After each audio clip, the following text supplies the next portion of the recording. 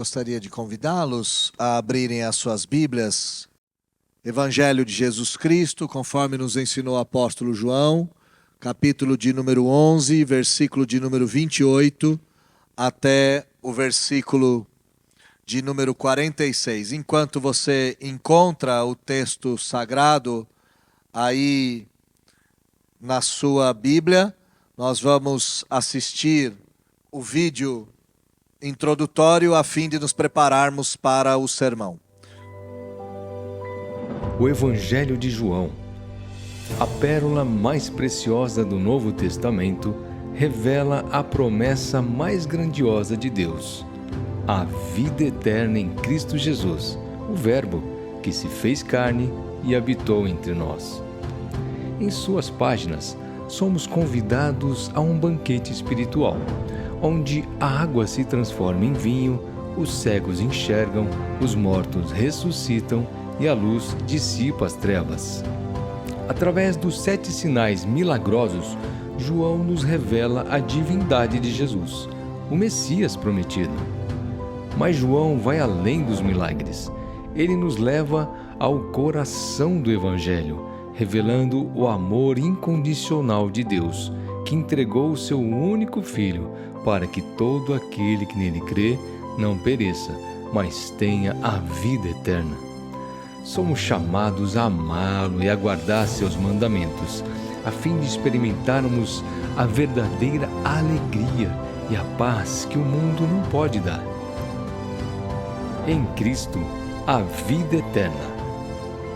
Uma jornada profunda pelo Evangelho de João.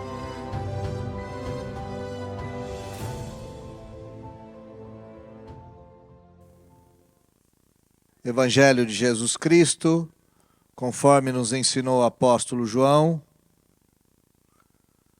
capítulo de número 11, versículo de número 28 até o 46. Tendo dito isto, retirou-se e chamou Maria, sua irmã, e lhe disse em particular: o mestre chegou e te chama. Ela, ouvindo isto, levantou-se depressa e foi ter com ele, pois Jesus ainda não tinha entrado na aldeia, mas permanecia onde Marta se avistara com ele. Os judeus que estavam com Maria em casa e a consolavam, vendo-a levantar-se depressa e sair, seguiram-na, supondo que ela ia ao túmulo para chorar. Quando Maria chegou ao lugar onde estava Jesus, ao vê-lo, lançou-se-lhe aos pés, dizendo: Senhor, se estiveras aqui, meu irmão não teria morrido.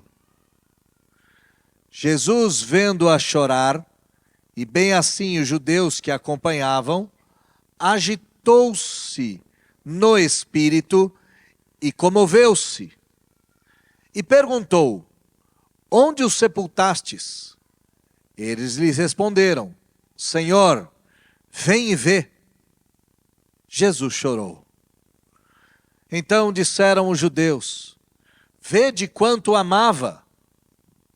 Mas alguns objetaram: não podia ele, que abriu os olhos ao cego, fazer que este não morresse? Jesus, agitando-se novamente em si mesmo, encaminhou-se para o túmulo. Era este uma gruta, e cuja entrada tinha posto uma pedra. Então ordenou Jesus: tirai a pedra. Disse-lhe Marta, irmã do morto: Senhor, já cheira mal, porque já é de 4 dias. Respondeu-lhe Jesus: não te disse eu que, se creres, verás a glória de Deus? Tiraram então a pedra.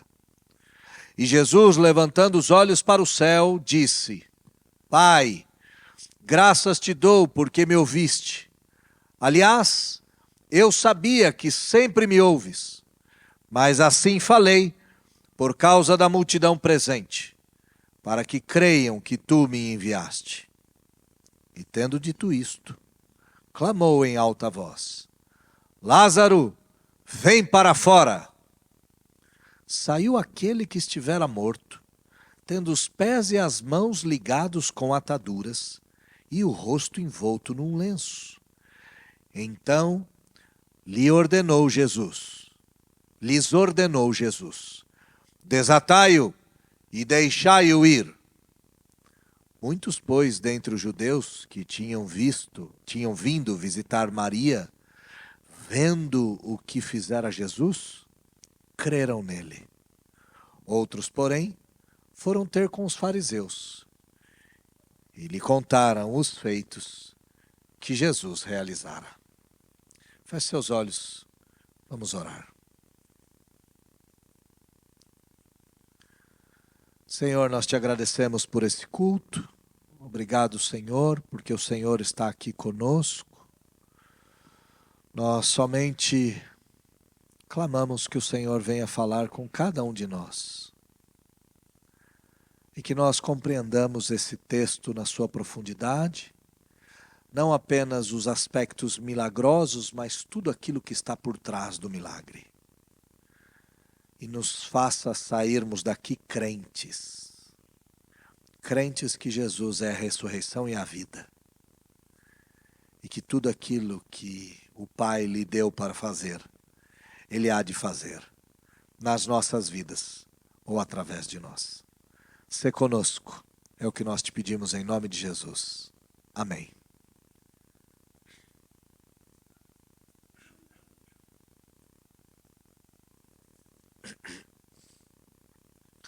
O luto tem a sua própria liturgia. E o luto chega sem pedir licença, ocupa o centro da casa, silencia os risos, atrasa as rotinas e faz do tempo um altar de espera. Betânia, a casa da aflição, estava de luto. Marta já havia corrido ao encontro de Jesus, mas Maria ainda permanecia em casa, como aquela que não consegue se mover diante da ausência do irmão querido. E é nesse espaço de dor paralisada, de dor que paralisa, que algo muda.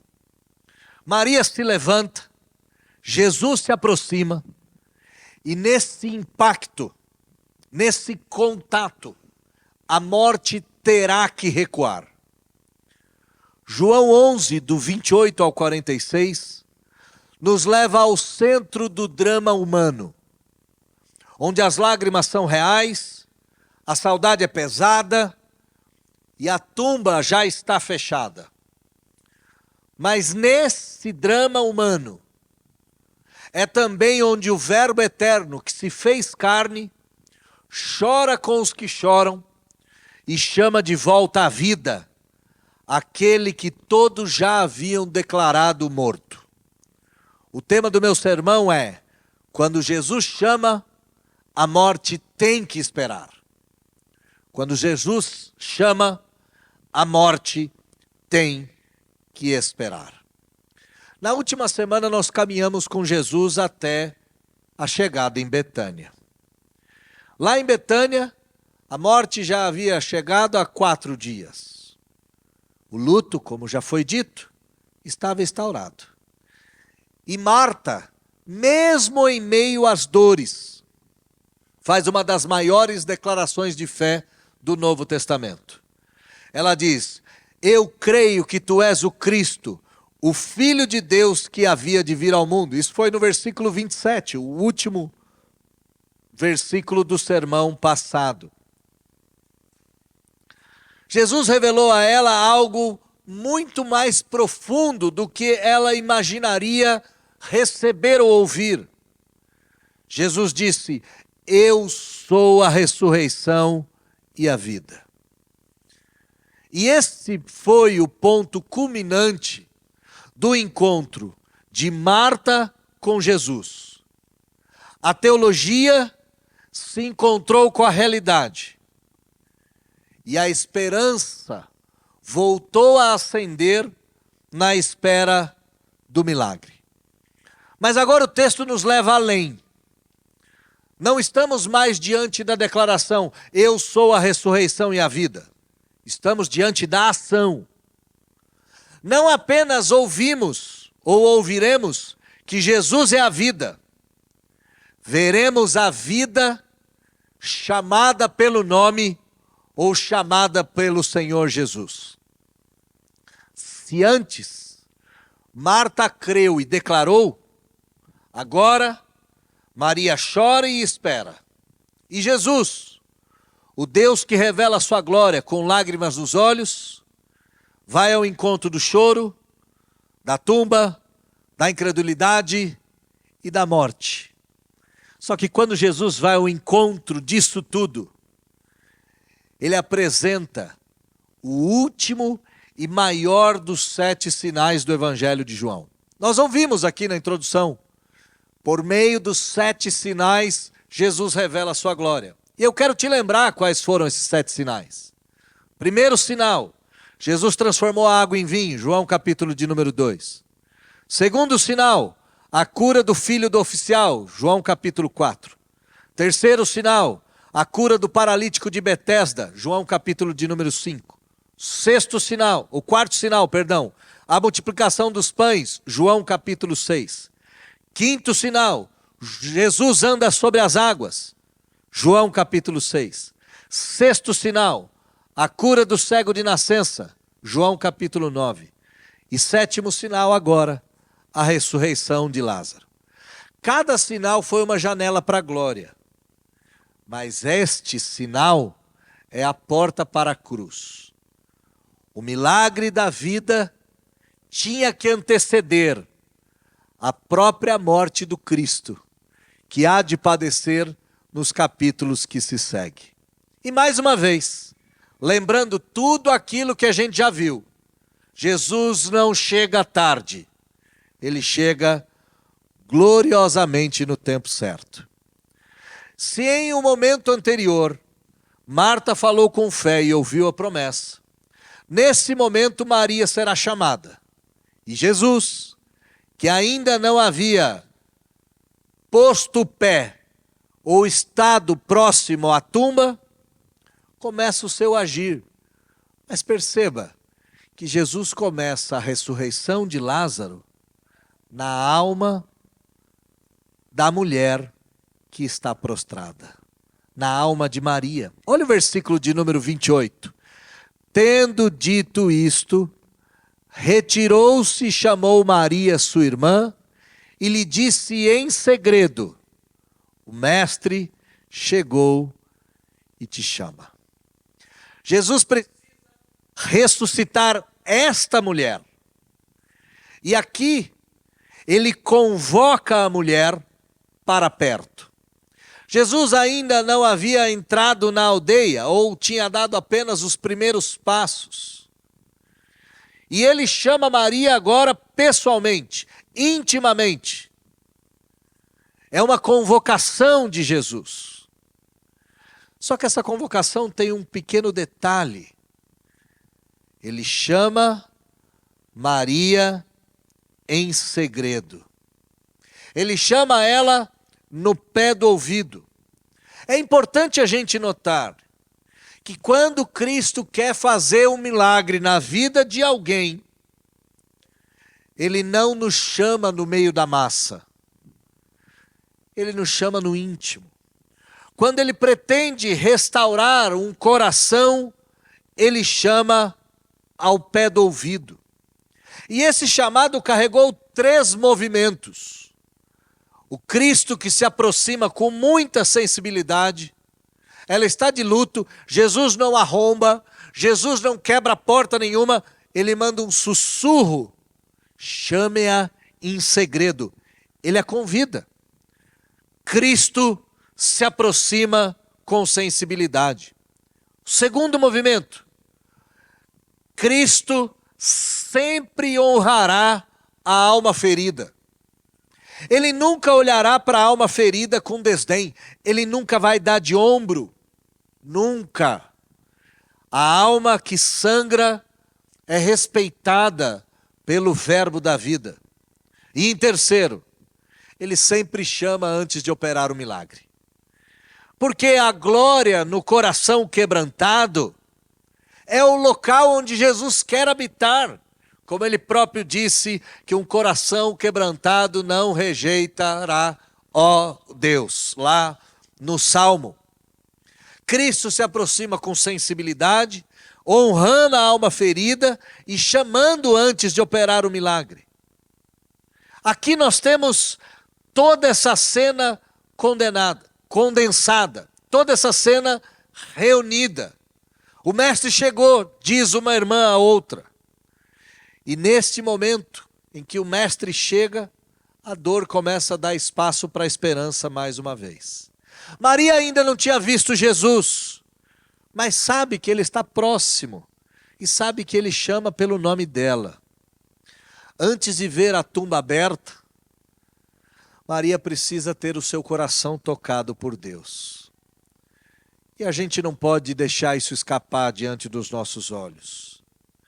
A voz de Jesus sempre alcançará antes o coração e depois os olhos.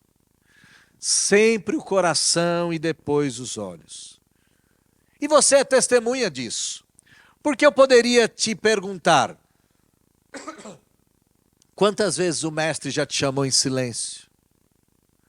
Quantas vezes o mestre já não te chamou sussurrando? Talvez hoje ele esteja te chamando no sussurro, não em voz alta, mas em segredo. Não aos berros, mas no pé do ouvido. E ele te chama não pelo que você fez ou faz. Ele te chama porque te conhece. Ele te chama porque conhece a tua dor. Ele te chama porque respeita a sua lágrima. Não ignore o fato de que ele tem te chamado ao pé do ouvido há muito tempo. E talvez hoje seja mais um dia em que ele há de te chamar pelo nome. O resultado do texto, o resultado do chamado é que Maria se levanta. Mas não porque algo havia mudado, nada havia mudado. A não ser que algo acendeu por dentro. E esse algo foi o chamado do mestre. E é sempre assim. Quem ouve a voz do mestre não permanece onde estava. Versículo de número 29 ao 30. Ela, ouvindo isso, levantou-se depressa e foi ter com ele. Ora, Jesus ainda não tinha entrado na aldeia, mas permanecia onde Marta se avistara com ele. É o movimento que está acontecendo aqui. Perceba esse movimento. É o movimento do luto para o encontro. Maria levanta-se depressa. E esse verbo aqui é fabuloso, porque o mesmo verbo usado pelo autor, levantou-se depressa, será usado na ressurreição de Lázaro. Foi usado em outras ressurreições. É como se Maria, de fato, ressuscitasse. Mas essa ressurreição não é exterior, é interior. Ela dá um salto da alma e vai em direção ao consolo. E o consolo permanece fora da aldeia, sem invadir o espaço, sem deixar de ser visto, mas ao mesmo tempo sem ser agressivo. Ele espera pacientemente. E Maria vai até ele. Antes de Jesus ir até Lázaro, Maria deve chegar até ele. E esse talvez seja uma demonstração, um reflexo, um quadro do Evangelho. O Evangelho é Cristo veio até nós, é verdade. Mas o Evangelho também é nós correndo até ele. A resposta à voz de Jesus sempre será movimento. Sempre que Jesus falar, ocorre o movimento da dor para a esperança, da casa para o encontro, da morte para a vida. E quem se levanta para ir até Jesus já experimenta o poder da ressurreição dentro de si, mesmo antes do milagre ocorrer. Maria ouviu, se levantou e foi. Ela não tem a menor ideia do que Jesus fará. Ela não viu o irmão vivo. Ela só ouviu e bastou. O mestre está aqui. E eu tenho que te dizer que isso basta. Você só precisa ouvir: o mestre está aqui. E se você ouvir que o mestre está aqui, o luto vira estrada. A alma perdida vira peregrino. O coração que sangra volta a bater com força. Você pode até estar cercado por morte. É verdade. O cheiro de morte pode estar no ar. Mas se Cristo está por perto, é motivo suficiente para se levantar. E às vezes, meus irmãos, o primeiro passo de fé é só sair do lugar. É só isso. É só dar um passinho. A fé verdadeira é a fé que se move. Então te pergunto, o que tem te impedido de levantar? Por que você ainda não foi até Ele? É o luto? É o cansaço? É a dúvida? É a dívida? Jesus está esperando, meu irmão. Mas Ele não está esperando no futuro. Ele está esperando agora. E esse agora é onde você parou por último. Você está esperando um milagre para andar? É isso? Você está esperando ver um milagre? A presença de Jesus é suficiente. E a fala dele que diz: o mestre te chama, deve bastar. Onde a fé se move, tudo se move. Até os olhares.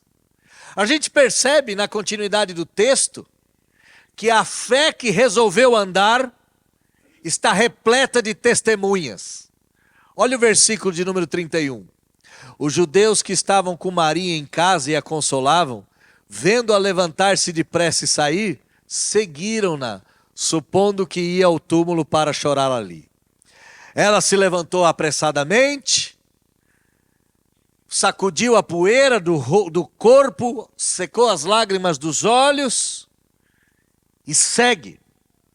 E os judeus vão seguir pela mesma fé? Não, eles não sabiam que o mestre estava chamando ela. Os judeus vão seguir naturalmente. Isto é, eles vão até a tumba para chorar mais uma vez, para bater no corpo, para se lamentar da morte. E esta é uma grande verdade. Todas as vezes que a nossa fé se mover, muitos vão notar o movimento, mas poucos vão perceber o caminho. Poucos vão perceber o destino. E por que eu estou dizendo isso? Porque não adianta explicar. Quando Jesus te chamar e você se levantar e começar a andar atrás dele, vai ter gente que vai andar do seu lado, achando que você vai chorar, achando que você vai se lamentar, achando que você vai ir ao túmulo. Eles supunham que ela ia ao túmulo. A vida natural não é capaz de entender o sobrenatural. A fé invisível não é interpretada pela religião tradicional. A religião vê Maria sair e acham que ela vai de encontro com a morte. Mal sabiam eles que ela estava indo de encontro com a vida. A fé que se expressa é vista e nem sempre é compreendida. Uma pequena multidão deve ter saído atrás dela, né? Pensando que ela vai chorar, pensando que ela vai sofrer. Vamos lá junto com ela, vamos chorar junto com ela. Maria está indo enterrar sua dor. Maria está indo sepultar a sua dor. Sabe, meus irmãos, ser incompreendido por aquilo que você crê faz parte do pacote. Nem sempre as pessoas vão entender sua dor, e menos ainda elas vão entender a sua fé. Mas o agir da fé é movimento. E esse movimento é da pessoa até Jesus, e não da multidão. É sua, particular. Maria saiu de casa e particularmente vai até ao encontro do Senhor Jesus. É verdade que ela ainda está tomada de dor. É verdade que ela ainda está tomada de sofrimento. É verdade que todo o peso da angústia está sobre ela. Olha comigo o versículo de número 32 ao 35. Tendo, pois, Maria chegado ao lugar onde Jesus estava, ao vê-lo, lançou-se-lhes aos pés, dizendo: Senhor, se estiveras aqui, meu irmão não teria morrido. E Jesus, vendo-a chorar, bem assim os judeus que acompanhavam, comoveu-se profundamente no espírito e muito se perturbou. E então ele pergunta: onde ele está sepultado? E eles respondem: Senhor, vem e veja. E nesse momento, Jesus chora. Ela se lança aos pés de Jesus, numa rendição daquele que está sofrendo tanto, tanto. E aqui eu vou dar um exemplo para você.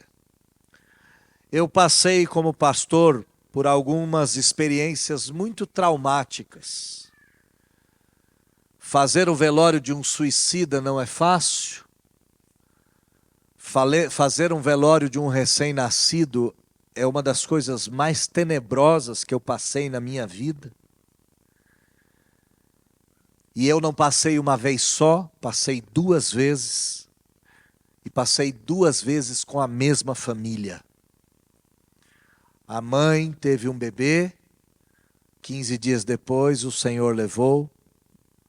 Depois ela engravidou de novo, teve outro bebê, e 9 dias depois o Senhor levou. E eu fazendo o velório, ela se agarrou nos meus ombros e ela simplesmente perguntava por quê. Essa é a cena que eu quero que você veja. Maria está nos pés do Senhor Jesus perguntando por quê? Por quê? E essa pergunta por quê é igual da irmã dela. Senhor, se estivesses aqui, meu irmão não teria morrido. Não é uma acusação, é um lamento. O tom é visceral, o tom é da alma. A dor está prostrada. E a gente deve olhar para esse texto aqui e tatuá-lo na alma. Porque a fé verdadeira não anula a dor. E porque você tem fé, a dor não vai passar. A fé verdadeira deve escolher prostrar-se em meio a ela. Deve escolher se render. E aqui nós temos uma rendição. Só que quando Maria se rende, 2 verbos surgem no texto. Olha comigo, os 2 verbos que vão aparecer com o Senhor Jesus. Jesus vendo-a chorar, e assim os judeus que acompanhavam, agitou-se e comoveu-se. Jesus se agita na alma, como se a alma dele começasse a trepidar.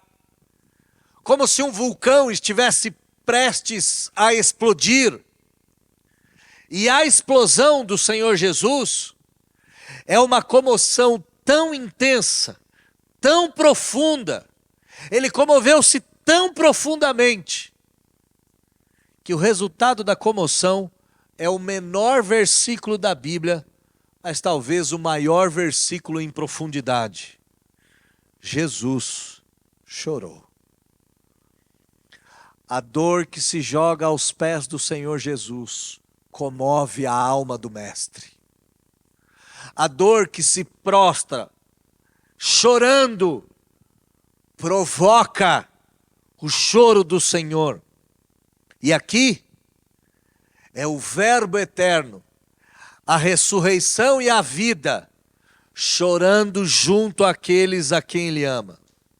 Jesus não é só aquele que cura, meu irmão. Ele também é aquele que chora. Tente ver a cena toda. Maria nos pés do Senhor, se lamentando, a alma dela gemendo, a alma dela sangrando. Jesus olha para o choro dela, olha para o choro dos judeus, e algo acontece dentro dele. Não é apenas comoção, é todo o peso da morte, do pecado, da miséria, do mundo, da desgraça. E ele se comove, se perturba e ele chora. E a pergunta que a gente faz é: por que ele se permite isso, meu Deus do céu? Por que Jesus teve que vir até o nosso mundo para chorar?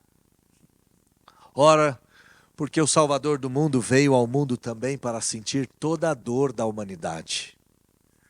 O seu Salvador sentiu na carne toda a dor da humanidade. E a gente tem que entender que o mesmo Deus que levanta os mortos é o mesmo que desce até o vale do choro e da lágrima dos seus filhos. E a lágrima do Mestre é o selo do amor de Deus, que não observa a distância, mas que vem até a nossa dor e participa. Não tire dos seus olhos que Jesus é plenamente Deus, e mesmo assim chora, se comove e se compadece. Por que eu estou gastando esse tempo nesse texto? Ora, meu irmão, para de esconder sua dor diante de Jesus. Para. Vá até Jesus como Maria foi, vai até os pés dele, se joga aos pés dele. Ele não está indiferente ao seu sofrimento. Você vai perceber que ele vai começar a chorar também. Mas o choro de Jesus é o anúncio da ressurreição. Quando a gente se prostra aos pés de Jesus com o Mestre, quando a gente se prostra aos pés de Jesus com fé, algo se transforma. A dor é suplantada. A cena que a gente acabou de ver é densa demais. Jesus está chorando, mas nem todos são capazes de olhar para o seu amor e perceber que aquele choro é de puro afeto. Olha a resposta dos judeus para a nossa indignação. Então disseram os judeus: vejam quanto ele amava Lázaro. Mas alguns, dando de ombro, diziam: não podia ele, que abriu os olhos do cego, fazer com que esse não morresse? Jesus está chorando e a religião está interpretando o choro de Jesus.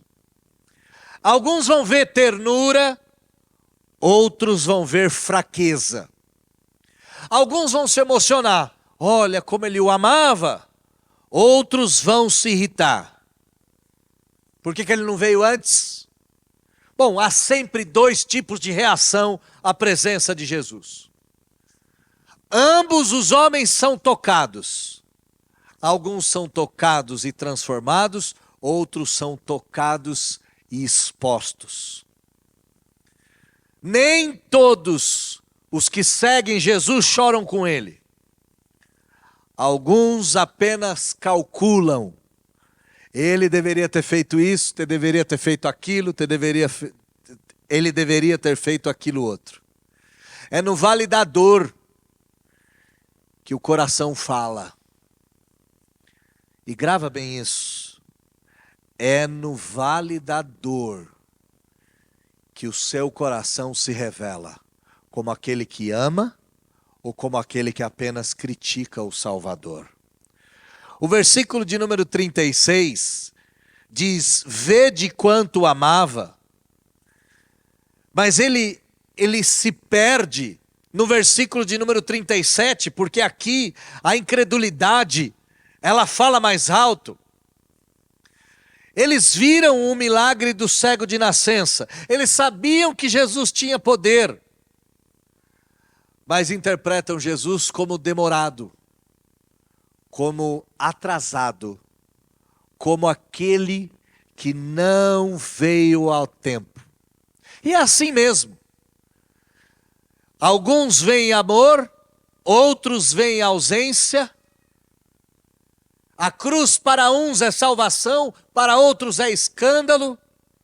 Tudo depende do coração que interpreta. Há quem olha o pranto de Jesus e vê como poesia.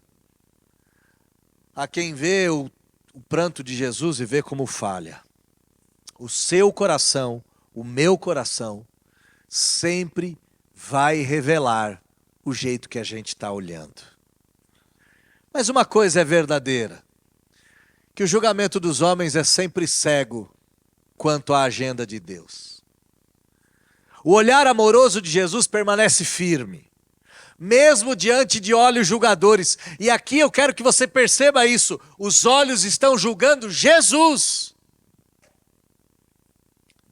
E eu preciso te perguntar, como é que você tem interpretado o silêncio de Deus? Como é que você tem interpretado esse momento em que Ele não chegou? Você tem interpretado como ausência ou como preparação? Pense bem nisso. Como você interpreta o choro do mestre? Como você interpreta a ausência do mestre? Enquanto alguns murmúrios ainda ecoam, Jesus se move. Mas agora não mais como lágrimas, e aqui o texto muda radicalmente. Agora é com indignação. Ele não está apenas triste pela morte, ele está irado contra ela. O túmulo de Lázaro é o retrato do que o pecado fez com o mundo que ele criou. E então o Verbo eterno, que acabou de chorar com os seus, seca as suas lágrimas e vai para cima da morte. Olha comigo o versículo de número 38. Jesus, agitando-se novamente em si, encaminhou-se para o túmulo. Este era uma gruta e cuja entrada estava tapada com uma pedra. Esse texto aqui, apesar de parecido com o outro, e ele se indignou por dentro, e ele compadeceu-se interiormente, ele tem uma grande diferença. Enquanto aquele é por amor, esse é por revolta. Esse indignar-se por dentro é um brado do Espírito do Senhor Jesus. É como um cavalo bufando em fúria. É como um guerreiro diante do seu inimigo com a espada em punho. A cena muda completamente. Não tem mais lágrimas agora. Tem Jesus marchando como um soldado marcha no campo de batalha. E Jesus avança em direção a quê? Ele vai em direção à gruta selada. E é fantástico isso. Que a gruta selada com pedra seria muito semelhante àquela que ele enfrentaria uma semana mais à frente. Jesus vai para o combate. O Deus encarnado agora se levanta diante da morte. E sua ira é santa. Sua dor é justa. E diante do túmulo, o que nós temos é uma declaração de guerra. O reino de Deus declarando guerra contra as trevas da sepultura. Ele se agita como aquele que vai dar o golpe final. Ele nunca foi indiferente à sepultura. Nunca! E é por isso que a Bíblia diz que ele nem se alegra com a morte do ímpio. Nem com a morte do ímpio Deus se alegra. Cristo vai em direção a ela. E ele não faz as pazes com a morte. Pelo contrário, ele vai destruí-la. Ele vai acabar com ela. Ele vai destruí-la para todo sempre. Ele sente, ele reage, ele age, e a sua indignação não é silenciosa. O cordeiro que acabou de chorar vai rugir como um leão. Versículo de número 39 e 40, nós temos o rugido de Cristo. Disse-lhe Jesus: tirai a pedra. Disse-lhe Marta, irmã do morto: Senhor, já cheira mal, porque de 4 dias. Respondeu-lhe Jesus: não te disse eu que se creres, verás a glória de Deus? Tirar a pedra é escandaloso aqui. E por que é escandaloso? Ora, porque nenhum judeu tinha contato com cadáveres. O cheiro putrefato de 4 dias era sinal da corrupção irreversível. A frase de Marta não revela apenas medo, ela mostra nojo. E Jesus diz: ora, se creres, não verás a glória de Deus. Eu não disse isso que você tinha que crer. Deus nunca está condicionado à lógica humana, nunca está preso na lógica humana. E eu já dei esse exemplo aqui na igreja. Uma das coisas mais fantásticas que nós temos na vida dos dizimistas é que quanto mais você dá, mais Deus te dá condições de dar. E isso é uma coisa extraordinária. Não há lógica no reino de Deus. Os primeiros são os últimos são os primeiros. Quem quer governar sobre todos deve servir. Quem quer servir será o maior entre todos. E aqui, Jesus afirma: quem crê, verá. Quem crê, experimentará. Quem crê, verá o impossível. Mas note que Jesus vai mandar os homens tirarem a pedra. Há sempre um ato antes da visão, que é retirar as escamas dos olhos. Foi assim com Paulo. Seus olhos estavam escamados, como que tampados. É necessário tirar a pedra para ver a glória. E eu pergunto a você: que pedras estão diante dos seus olhos? O que você está com medo do quê? Do cheiro de morte? O que você está com medo de ver? Você está com medo porque cheira mal? Você está com medo porque já faz 4 dias? Você está com medo por quê? Tira a pedra. Avance. Creia. Diz o texto que a pedra foi removida. O impossível foi aceito. Ninguém poderia retirar aquela pedra. Era absurdo, mas o absurdo foi obedecido. E agora? Agora o silêncio da morte será interrompida por uma voz. Mas antes do grito, vem sempre a oração. Olha que coisa interessante. Antes do grito, vem a prece. Antes da ressurreição, vem a fala de Jesus com o Pai. Olha o 41 até o 43. Tiraram então a pedra e Jesus, levantando os olhos para o céu, disse: Pai, graças eu te dou porque me ouviste. Aliás, eu sabia que sempre me ouves, mas falei isso por causa da multidão presente. Eu sabia que sempre o Senhor tem me ouvido. Eu sei que o Senhor me ouve desde o primeiro dia. Mas eu falei por causa deles, para que creiam que tu me enviaste. E tendo dito isto, clamou em alta voz: Lázaro, vem para fora. Perceberam que Jesus não pediu nada para o Pai? Ele só agradeceu. Graças te dou porque me ouviste. Jesus sabia. Ai, meus irmãos, quando vai chegar o tempo que eu e você vamos orar assim?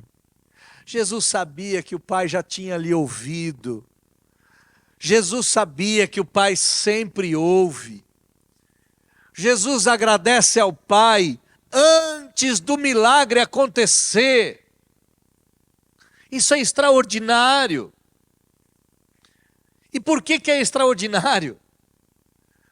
Porque a oração de Jesus feita na terra reverbera no céu e ecoa para toda a eternidade. E assim é a minha oração, assim é a sua oração.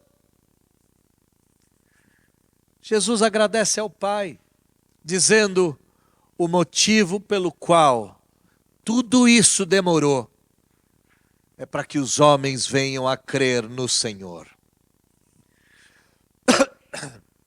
Aqui, o texto continua com Jesus clamando em alta voz. Aqui é o rugido do leão, aqui é quase violento, aqui é um general em batalha. E o conteúdo do brado é inconfundível. Lázaro, vem para fora. O silêncio é rompido com uma ordem, no mínimo fantástica. Lázaro, vem para fora. E o que acontece nesse momento? Nesse momento a morte começa a recuar. Mas eu quero que você perceba, 4 dias, a decomposição é interrompida e começa a se reverter. Os micro-organismos que estavam devorando o corpo de Lázaro obedeceram. E os tecidos voltaram a se recompor. O homem que estava morto agora se ergue e se levanta. Se eu e você removermos as pedras, nós veremos a glória de Deus. E por que eu estou dizendo isso? Porque a mesma voz que chamou Lázaro pode muito bem chamar seu filho, pode muito bem chamar sua esposa, pode muito bem chamar seu irmão, pode muito bem chamar seu pai, pode muito bem chamar qualquer pessoa, seu cunhado, seu genro, seu vizinho.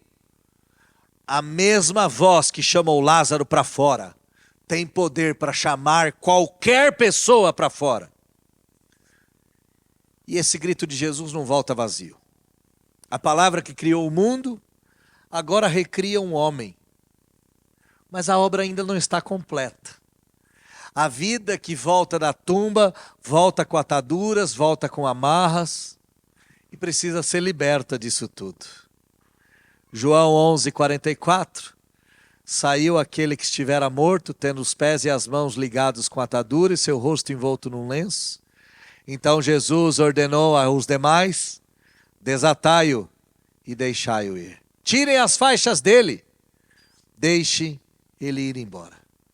Imediatamente Lázaro obedeceu e saiu com os panos mortuários. É demais isso. Saiu enfaixado, com o rosto enfaixado, com as mãos, com os pés. A morte ainda estava impregnada nele. Mesmo assim ele sai para fora. E o milagre divino só se completa quando a comunidade que está ali ao redor ajuda os ressuscitados a viverem como vivos. Ajudem-no a tirar os sinais da morte. E aqui o povo se junta. O povo se junta e tira as ataduras. Esse é o grande privilégio da igreja. O privilégio da igreja é participar do milagre da ressurreição de mortos. Aqui, a única coisa que a gente faz é desatar as ataduras. Aqui a gente faz com que as pessoas possam caminhar, a gente deixa com que elas andem. Isso é discipulado, isso é vida em corpo, isso é ressurreição. A salvação é sempre um ato de Deus. Mas a libertação muitas vezes vem pela atuação da igreja. E a igreja saudável, grava isso, a igreja saudável não aponta as faixas, ela ajuda a removê-las em nome de Jesus. A igreja verdadeira não aponta o dedo para dizer, ainda tem faixa na cabeça dele, ainda tem brinco na orelha, ainda tem tatuagem, ainda tem isso, ainda tem aquilo outro. A igreja verdadeira tira as ataduras, não aponta para elas. Como é que termina esse nosso texto? Bom, o milagre aconteceu, o morto andou, o choro virou espanto, todo mundo feliz. Nem sempre é assim. Versículo 45 e 46 diz, muitos, pois, dentre os judeus, que tinham vindo visitar Maria, e vendo o que fizera Jesus, creram nele. Mas alguns deles foram ter com os fariseus e lhes contaram dos feitos que Jesus realizara. O texto começa com um mas muitos daqueles que viram não acreditaram.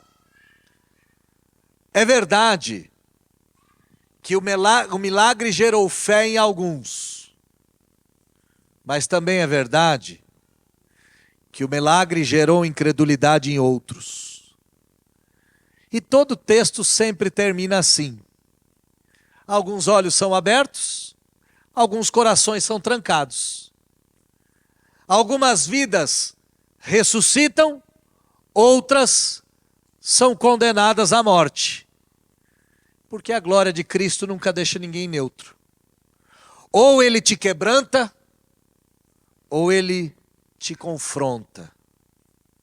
E quem não se curva diante da glória do Messias, corre para os fariseus e abraça a religiosidade como fonte de segurança. O texto termina nos fazendo uma pergunta. Você está entre aqueles que se rendem? Ou você está indo relatar para a religião o que Jesus fez? A escolha é sua, de como você vai agir diante da ressurreição. Concluo dizendo que quando Cristo grita, a morte se cala. O capítulo começa com uma notícia. Senhor, está enfermo aquele a quem amas. E termina com outra. Alguns foram contar para os fariseus o que Jesus tinha feito. E entre essas duas notícias, o que a gente viu é uma caminhada de fé no vale do luto. Marta creu.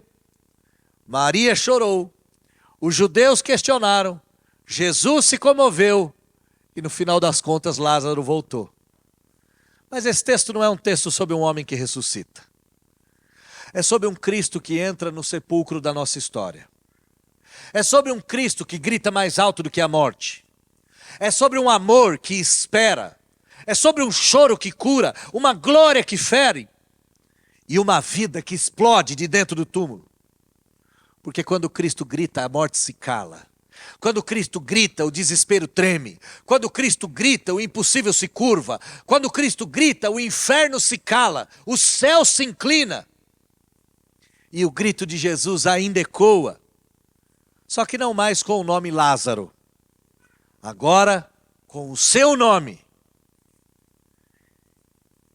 E na continuidade, dizendo, vem para fora.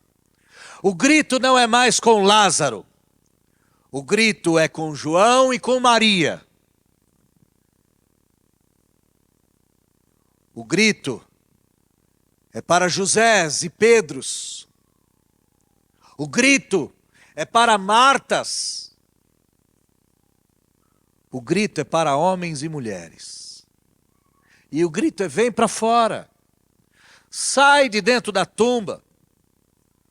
Se livra dessas amarras.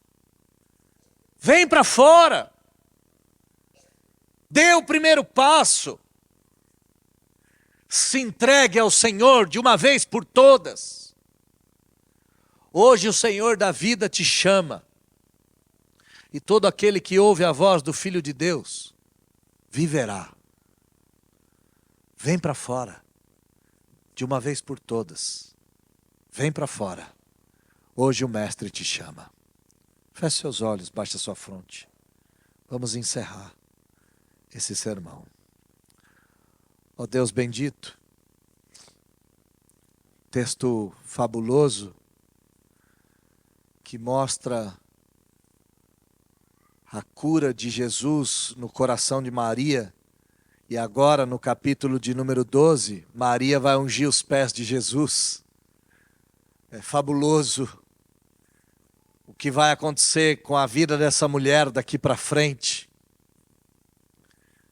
Jesus já havia curado o coração de Marta.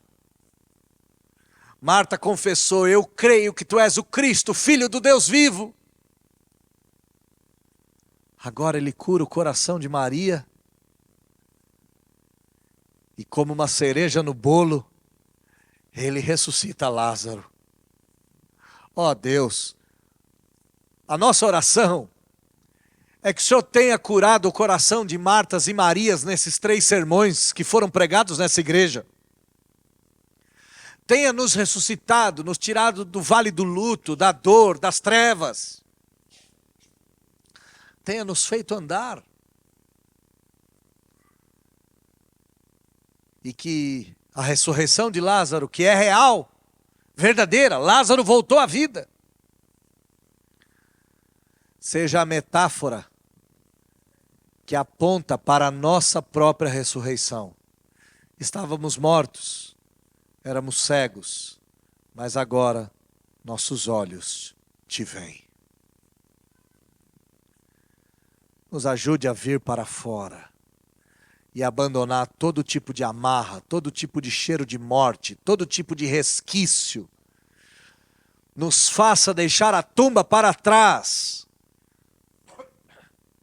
e caminharmos uma nova vida em fé, em segurança, em santidade. Você que escuta esse sermão, ouça a voz do Espírito e venha para fora. O Mestre te chama. Nós oramos em nome de Jesus. Amém. Queria